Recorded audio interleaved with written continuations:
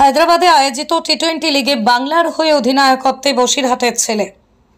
এবার বাংলার হয়ে টি-20 লিগে অধিনায়কত্বে বসিরহাটের ছেলে রোহিত মণ্ডল গ্রেট ক্রিকেট টেস্টাইপ অ্যাসোসিয়েশন অফ ইন্ডিয়ার উদ্যোগে আয়োজিত 10 তারিখ অনূর্ধ্ব-15 টি-20 লিগ শুরু হয়েছে হায়দ্রাবাদে। সেই টি-20 লিগে দেশের 16টি দল অংশগ্রহণ করবে, যেখানে বাংলার হয়ে টি-20 লিগে অধিনায়কত্ব করতে চলেছে বসিরহাটের বাদুড়িয়ার কানুপুর গ্রামের কিশোর রোহিত মণ্ডল। রোহিতের বাবা মহাসিন মণ্ডল পেশায় রাজমিস্ত্রি, মা অন্যের বাড়িতে কাজ করেন। 15 বছর বয়সেই বোলিংয়ে 130 গতির ঝড় বসিরহাটের এই কিশোরের। রুটি রুজির টানে বাবা মা দুজনেই দিল্লিতে পরিযায়ী শ্রমিক হিসেবে কাজ করেন। নুন আনতে পান্তা ফুরোনোর পরিবারে 5 বছর বয়সে বাবা মায়ের কর্মসূত্রে দিল্লিতে যায় রোহিত। সেখানেই ক্রিকেট খেলা দেখে আসক্ত হয়ে পড়ে। পরবর্তীতে ক্রিকেট খেলাকে ভালোবেসে বাবা মায়ের কাছে ক্রিকেট খেলা শেখার আবদার জানায়। এভাবে অদম্য ইচ্ছাশক্তি ও পরিশ্রমের ফলে রোহিত দিল্লিতে স্থানীয় ক্লাবে এক কোচের নজরে পড়েন।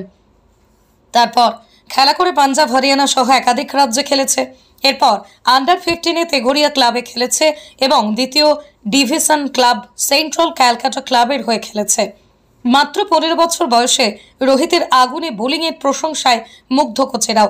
এবার স্বপ্নের হাতছানি নিয়ে চলতি মাসের 10 তারিখ থেকে হায়দ্রাবাদে আয়োজিত টুর্নামেন্ট পারফরমেন্স কতটা সাড়া ফেলতে পারে সেটাই লক্ষ্য। রোহিতের বাবা মহসিন মণ্ডল চান ছেলে একদিন দেশের জার্সি গায়ে উঠুক। গ্যালারিতে দেশের পতাকা হাতে আগুনে বোলিংয়ের পাশাপাশি মারকাটারি ঝোড়ো ইনিংস দেখতে চান। আপনাদের ছেলে অল ইন্ডিয়া খেলায় সিলেক্ট হয়েছে আর আমাদের রাজ্যের পশ্চিমবাংলার টিমের অধিনায়ক হয়েছে, তা আপনারা এ নিয়ে কীরকম?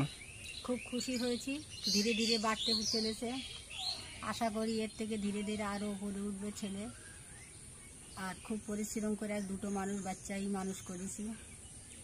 ছেলের আশাটা পূরণ করেছি। আর গরিব মানুষ, না খাটলে খাওয়া হবে না, খেটেই আজকে এই পর্যন্ত করেছি। ধীরে ধীরে আমার কিচ্ছু নেই, জনের ওপর সব নির্ভর। এখন সবার দোয়া, ছেলের পাশে থাকলে এই শুক্রিয়া। আমার ছিল যে ছেলের আজকে ভারতে আমাদের রাজ্য হয়ে খেলবে, সবার পাশে থাকবে, সবার দোয়ার সাথে থাকবে। আমরা দিল্লিতে থাকতাম, থাকার পরে ও ক্রিকেট খেলায় ব্যাপক ইচ্ছা, ওর সেই ইচ্ছার এতে আমি ওর ভর্তি করে দিয়েছিলাম। দেওয়ার পরে ও শরীর খারাপ হলো, ও খেলা বন্ধ করে না।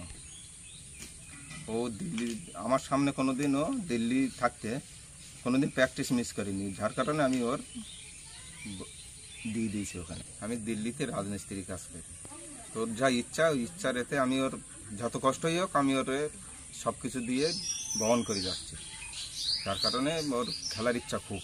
ওর যা আশা, তাতে করে আমরা আশাবাদী হচ্ছি ও একদিন আমাদের ইন্ডিয়ান টিমের হয়ে খেলুক, সেই আশাটুকুই করছি সবাই।